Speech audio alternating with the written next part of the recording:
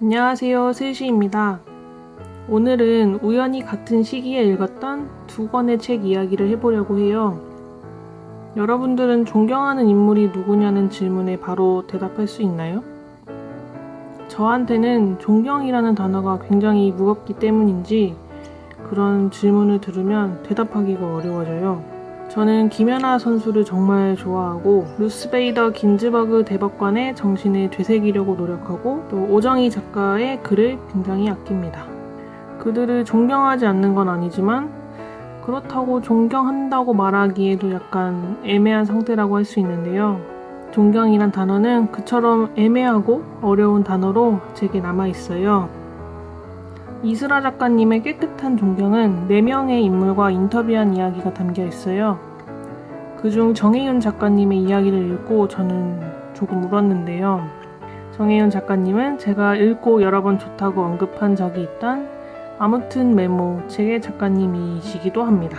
재난 참사 유족을 비롯한 여러 사람들의 이야기를 듣거나 인터뷰하며 울기도 하냐는 인터뷰어의 질문에 정혜윤 작가님은 아주 많이 운다고, 같이 울면 서로 뭔가를 느끼게 되는 것 같다고 말합니다. 인터뷰어가 그 감정을 타인에게 느끼는 연민이나 이타심으로 정리하자 정혜윤 작가님이 그 말을 정정하며 이렇게 말합니다. 깨끗이 존경하는 거예요.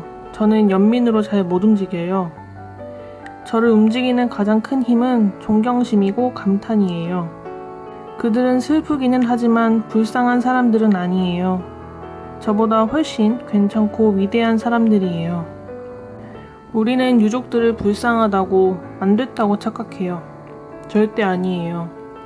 너무 슬프지만 사람이 저렇게까지 용감할 수 있구나, 저렇게까지 깊을 수 있구나 하는 존경과 감탄이 저를 움직이는 거예요.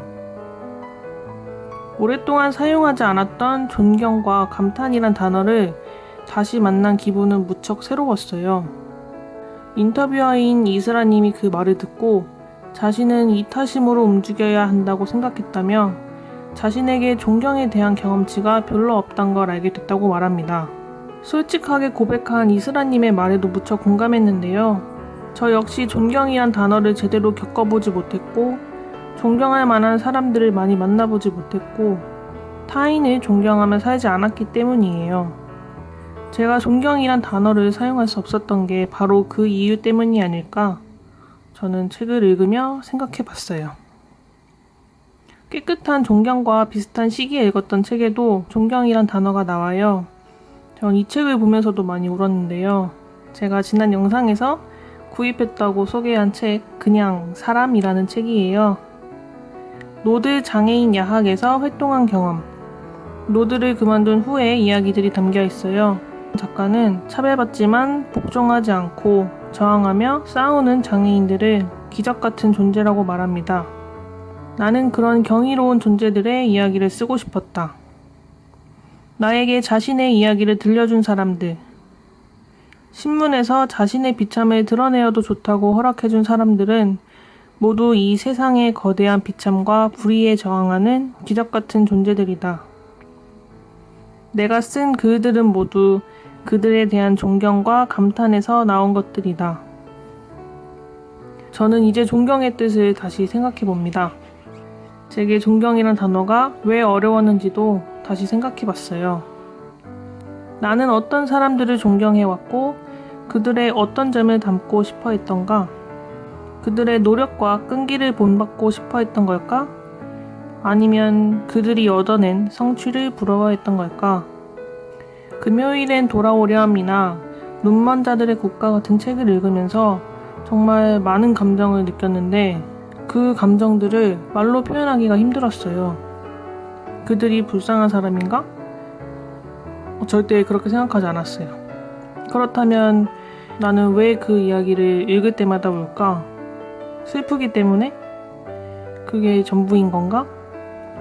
그때 전 그 질문에 대답할 수 없었는데 제가 읽은 이 두 권의 책을 통해 그때 느꼈던 감정을 이제야 이해할 수 있게 됐어요.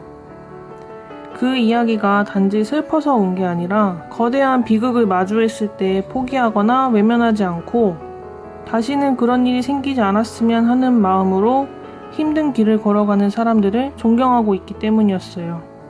이 책들을 읽고 나서야 존경이라는 저한테는 죽은 단어와 같았던 말을 다시 떠올리고 마주하게 된 거죠. 저는 아는 게 없기 때문에 책을 통해 많이 배우고 싶었어요. 내가 모르던 나라의 이야기들, 과거와 현재와 미래를 아우르는 이야기들을 들으면서 새로운 세상을 대신 경험해보고 싶은 욕심이 컸어요. 그런데 이 책을 읽으면서는 무지에서 알무로 가는 기쁨이 아니라 내가 이미 알고 있다고 자만한 이야기를 다시 들으면서 사라진 단어를 새롭게 만나는 기쁨과 행복을 느낄 수 있었어요. 알무를 향한 지향만이 아니라 다시 생각하게 만드는 힘이 독서의 또 다른 이유가 아닐까 하고 생각하게 만드는 이 두 권의 책을 만나서 말 그대로 울고 웃으면서 책을 읽었어요. 그래서 여러분들은 이 책을 어떻게 읽었을까 혹은 앞으로 어떻게 읽을까 궁금해하는 마음을 담아 영상을 만들어 봤어요. 제가 책을 읽으면서 느낀 여러 감정들이 조금이나마 전달되었으면 하는 마음입니다. 오늘 이야기는 여기까지고요. 저는 또 다른 이야기로 돌아올게요. 감사합니다.